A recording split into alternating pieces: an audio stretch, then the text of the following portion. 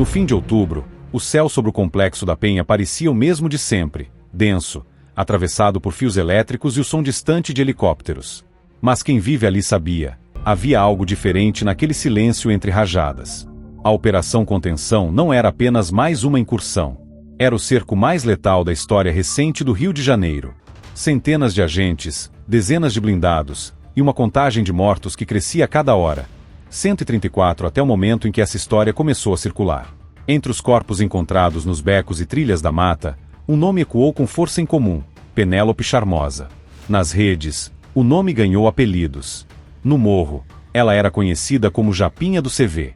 E em poucos minutos, sua imagem, o rosto jovem e uniforme camuflado, se espalhou por grupos e timelines, transformando-se no símbolo involuntário de uma tragédia que o Brasil insiste em repetir. Mas quem era essa garota que virou manchete nas sombras? O que a levou a estar no meio de um confronto militar? E por que sua morte provocou mais comentários do que as outras 133 daquele mesmo dia? Hoje, nós mergulhamos na história de Penélope, não para romantizar o crime, mas para entender o contexto que transforma uma adolescente em soldado e uma guerra urbana em rotina. Nos bastidores da operação mais sangrenta do século, há mais do que estatísticas. Há escolhas, alianças e vidas que se cruzam por caminhos sem volta. Penélope nasceu e cresceu entre o complexo da Penha e a Vila Cruzeiro, territórios dominados há décadas por facções rivais. Sua infância foi marcada por sirenes, helicópteros e uma sensação constante de vigilância. Antes dos 15 anos, ela já carregava a naturalidade de quem entende o código das vielas: olhar atento, fala baixa, e a certeza de que o perigo pode vir de qualquer lado. Dizem que o primeiro fuzil que ela segurou não era dela, mas de um namorado mais velho, integrante de confiança de Edgar Alves de Andrade, conhecido nas ruas como Doca, o líder local do Comando Vermelho. Aos poucos, Penélope se aproximou do círculo interno de Doca. Começou como olheira, depois como segurança, e logo se tornou parte de um pequeno grupo de mulheres armadas, treinadas para proteger as bocas de fumo e as rotas de fuga entre os morros. Um tipo de tropa de elite informal, mulheres que sabiam atirar, desaparecer e manter silêncio. Nos vídeos que circulavam nas redes, Penélope aparecia com um cigarro na mão, fuzil pendurado no ombro e um olhar de quem parecia se divertir com o próprio perigo. Os mais próximos diziam que ela era disposição pura. Os policiais que patrulhavam a região a descreviam de outra forma: linha de frente. E foi essa reputação que a colocou exatamente no centro da operação. Na madrugada da ofensiva, helicópteros sobrevoavam a Penha iluminando as vielas com refletores. Lá de cima, o cenário era um labirinto de casas apertadas e pontos de fogo cruzado. Lá de baixo, para quem estava dentro, era um inferno sem mapa. Penélope estava lá. Armada, vestindo o mesmo uniforme camuflado que aparecia nas fotos, ela se deslocava pelas passagens estreitas ao lado de outros seguranças do Doca. Ninguém sabia quantos policiais estavam entrando, nem quantos conseguiram sair. Ela avançava, troco por troco. Segundo relatos de moradores, chegou a responder a disparos enquanto tentava cobrir a retirada de outros aliados feridos. Era jovem demais, mas sabia o que estava fazendo. Sabia também que, naquele tipo de confronto, ninguém sai ileso, nem o lado da farda, nem o lado do morro. Quando a poeira começou a baixar, o chão estava coberto de estilhaços e cápsulas. O rádio da polícia ainda registrava pedidos de reforço. E no alto de uma viela, o corpo de uma mulher de roupas camufladas foi encontrado. A notícia se espalhou em minutos. O rosto era o mesmo das fotos. A Japinha do CV estava morta. O vídeo do resgate viralizou antes mesmo da confirmação oficial. Grupos de mensagens disputavam quem teria a foto verdadeira. Alguns veículos chegaram a publicar sem checar a fonte, alimentando o mesmo ciclo de curiosidade e banalização que transforma a morte em conteúdo. Mas havia algo diferente ali. O rosto dela carregava uma pergunta silenciosa: como alguém chega até esse ponto? Como uma menina que cresceu ouvindo funk e jogando bola na rua se torna um símbolo de guerra urbana? E mais, o que acontece com uma comunidade quando até as mulheres mais jovens passam a viver com o dedo no gatilho? Enquanto as manchetes falavam em números, as vielas da Penha guardavam o eco das vozes que a conheciam de perto. Alguns diziam que ela buscava respeito. Outros, que estava apenas sobrevivendo num sistema onde a obediência é a única forma de continuar viva.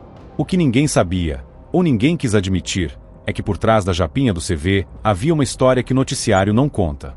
Uma trajetória de alianças, promessas e quedas, que se misturam à própria anatomia do poder dentro do crime organizado no Rio.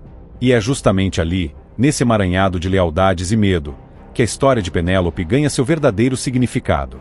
O nome dela ainda circulava pelas redes quando novas informações começaram a surgir, sobre a relação direta com Doca, os segredos da contenção, e o papel que ela desempenhava nos bastidores da facção.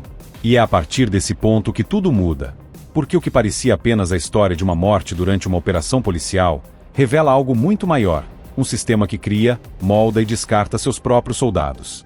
Nos bastidores do crime, poucas pessoas sabiam a real posição de Penélope. Ela não era apenas uma segurança do morro. Era uma das poucas mulheres armadas com acesso direto ao círculo de confiança de Doca, o homem que controlava o fluxo de armas e drogas entre a Penha e o Alemão. Para chegar até ali, ela precisou provar algo que, naquele ambiente, vale mais do que dinheiro: lealdade sob fogo. Nos confrontos anteriores à Operação Contenção, Penélope já havia sido vista em ações de defesa, protegendo rotas e transportando armamento.